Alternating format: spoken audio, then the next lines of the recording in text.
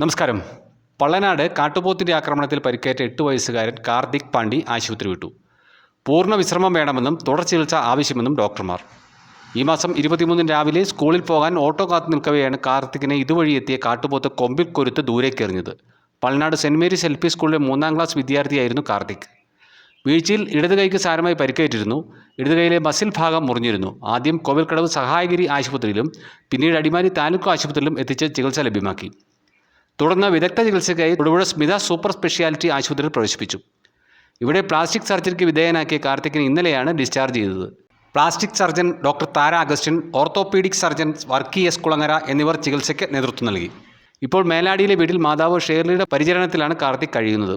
ഇതുവരെ ചികിത്സയ്ക്കായി വനംവകുപ്പ് 93,500 രൂപ ചിലവഴിച്ചെന്നും ആവശ്യമെങ്കിൽ തുടർ ചികിത്സയ്ക്കുള്ള തുകയും വനംവകുപ്പ് ലഭ്യമാക്കുമെന്നും Marayoor range forest officer Abju K. Arun, liaison officer Ratheesh എന്നിവർ അറിയിച്ചു.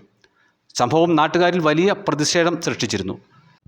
കുട്ടിക്ക് അടിയന്തരമായി വിദഗ്ധ ചികിത്സ ലഭ്യമാക്കണമെന്നും കാട്ടുപോത്തിന്റെ ശല്യം ഒഴിവാക്കാൻ നടപടി വേണമെന്നുമായിരുന്നു നാട്ടുകാരുടെ പ്രധാന ആവശ്യങ്ങൾ. News desk, Marayoor vision.